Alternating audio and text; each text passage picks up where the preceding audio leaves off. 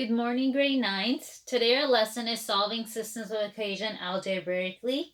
So if you didn't like solving the system graphically or the scale was too small to graph, a second method you can use is algebraically. So keep in mind the solution is still the point of intersection.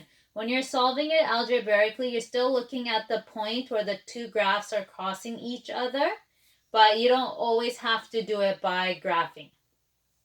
There are two ways to solve algebraically. Method one is substitution, and substitution is useful when there is no coefficient in front of the x and y variable. And the second method is elimination. Elimination method is used when you have a coefficient in front of the variable. I'll do an example of both. So I'll do 3 examples of using these methods. I put a star beside elimination because most kids like elimination the best, but it's going to be up to you which one you use. On your next assignment, I will ask you to solve graphically, so it's important for you to know how to graph. And I'll make sure I keep the graph so it fits onto a -10 to a +10 x and y axes. And then I can ask you to substitution elimination as well. So it's important to know how to use both. So I'm going to start off with our example number 1. So example 1, solve the following. You got x squared plus x equals 2y, and then you have 5x minus y equals 10. I'm going to use substitution to show this example. So your first step is to label your equation. So this is equation 1. This is equation 2. I can use substitution in this question because if you look at it, my x squared has no coefficient, my x has no coefficient, and my y has no coefficient.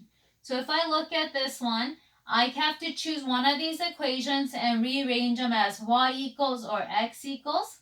So I'm going to use this equation. I'm going to rearrange equation number 2, and I make this y equals. If I make it y equals, I bring the negative y over and I bring the 10 over. So my new equation becomes 5x minus 10 is equal to y. So that's my equation after it has been rearranged. Once you've rearranged it, you take the rearranged equation, and I know what y is equal to. I can substitute this here into my y up there. So you're always substituting the rearranged into the opposite formula. So it becomes x squared plus x is equal to 2 times 5x minus 10. So you see how I substituted the y portion, and that's why this method is called substitution. Now I solve for x. So my first step is to distribute. I distribute the 2. X squared plus x is equal to 10x minus 20. Now because I have an x squared, I want to bring everything to the side of x squared. So this becomes x squared. I take away 10 plus 1 gives me minus 9x. I add 20, I add 20 gives me 20. It's equal to 0. Now I factor, I get x minus 4, x minus 5 is equal to 0.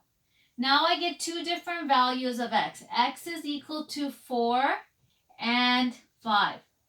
This is telling me that my graph is intersecting at 2 points.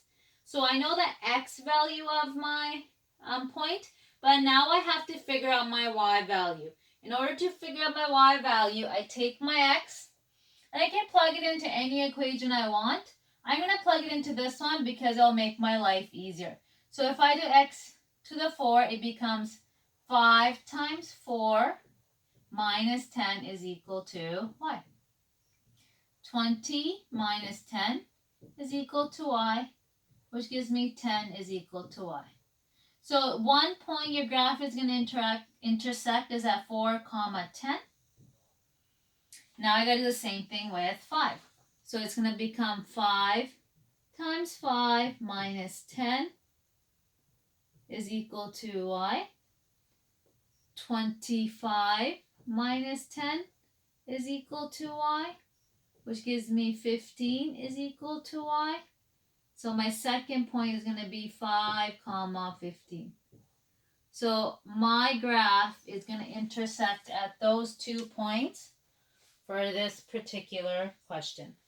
So your answer is 4, comma 10 and 5, comma 15. My next question is 3x squared minus 24x minus y equals 52. Negative 2x squared minus y plus 16x minus 28 equals 0. In this question, I'm going to use elimination. You can use substitution because the y has no coefficient in front of it, but I'm going to show you this one through elimination. So first step is I want to make everything y equals. So I'm going to bring this y on this side and bring this over. So it becomes 3x squared minus 24x minus 52 is equal to y. This side, same thing. I want to bring the y over. And another key thing when you're doing elimination is you want to line up your x squared with your x squared, your x's with x, and your constants with your constant. So this becomes negative 2x squared plus 16x minus 28 is equal to y. And when you're doing elimination, you want to eliminate one variable. I want to get rid of my y because if I have two variables, it gets too hard for me to solve. So I have to ask myself, that's a positive y and that's a positive y. Should I add these equations together or should I subtract these equations? So if I were to add, y plus y would give me 2y. So I'm not adding these equations. I have to subtract them because y minus y gives me 0.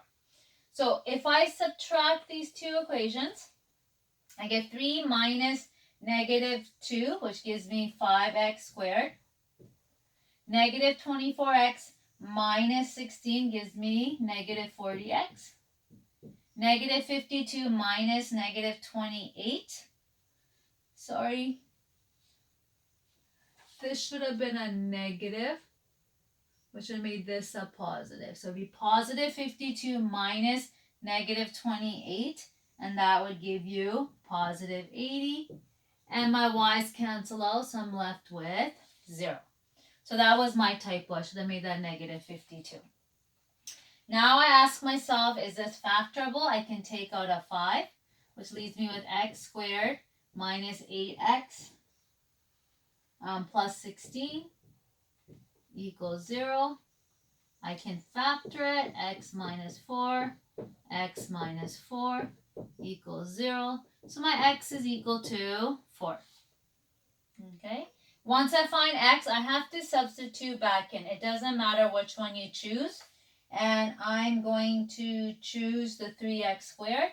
So 3 times 4 squared minus 24 times 4 plus 52 is equal to y. 4 squared is 16. 16 times 3 gives me 48. 24 times 4 gives me 96. Plus 52 is equal to y. If I add and subtract all those numbers, I get 4 equal to y. So my point where the two graphs will intersect each other are at 4, comma 4. So my next example, my last example is y is equal to x squared plus 9x minus 91. X equals y over 3. So I can use substitution or elimination. I like elimination, so I'm going to use elimination. But I don't like this. I don't want to deal with a fraction. In order to get rid of my fraction, I'm going to multiply every single term by 3. So I end up with, so this becomes 3x is equal to y. Okay, so now my two equations are up here and here. Like I said, you can do elimination or you can do substitution. I just want to show you another one with elimination. But in this case, it's easy enough to, you know what y is equal to? You can take the 3x over here, bring it over, and work your way that way if you like. But I'm going to use substitution. And remember, I also want to eliminate my y. So it's going to be y is equal to, and when you set it up, you want to make sure all your variables line up. My y is here equal to, I don't have an x squared, so I'd put a 0. I have a 9x, which is a plus 3x. I don't have a 0, so it's a plus 0. So any term you don't have, you put an imaginary 0. It'll just make your life easier. Then you ask yourself, should I add these two equations or should I subtract them? I'm going to subtract because if I add them, I can't get rid of my y's. So if I subtract, that cancels, so I'm left with 0. X squared minus 0 leaves me with x squared. 9 minus 3 leaves me with positive 6x. Negative 91 minus 0 leaves me with negative 91.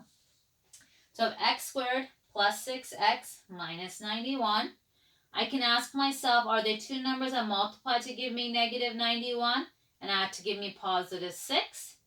If I don't know, or if the question is not factorable, then you have to use your quadratic formula. But this one is factorable. 13 and 7 work.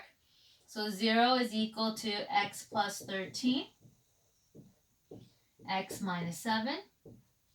So my x is going to be equal to negative 13 and positive 7. So I know my graph is going to intersect at 2 points.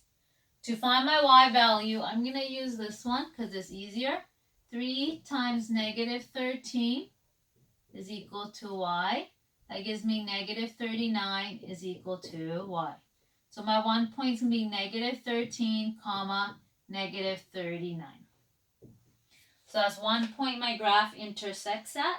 My other one, I'm going to go 3 times 7 is equal to y, which gives me 21 is equal to y. So my other point is going to be 7, comma, 21.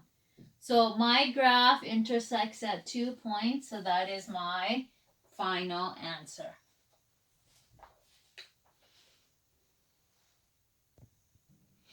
So the last 3 examples we did, when we solved for my x, I got a number, and that gave me a point. So you'll have points, but sometimes there are 2 other solutions that are possible. You can get an infinite solution or a no solution. So how do we know when we're solving algebraically if we have an infinite solution or a no solution? You'll have an infinite solution when you get 0 equal to 0. If you're solving for your first variable x and you have 0 is equal to 0 at the end of your solving, that means it's infinite. You can have a no solution when you have 0x equal to some number. Okay? So that means that there is no solution because the variables cancel out, but there's still a number on the other side of the equal sign. So these are 2 other scenarios that can happen because when you are solving graphically or algebraically, you can have 1 solution, you can have 2 solutions, you can have no solution, or you can have infinite solutions. That's the end of today's lesson. This is end of chapter 8. On Monday's lesson, we'll start chapter 9. 8 and 9 I'm going to do together. And then you'll get an assignment, just like in chapter 6, at the end when I finish chapter 9. Have a nice weekend. And if you have any questions or concerns, please email me or send me a message. Thank you.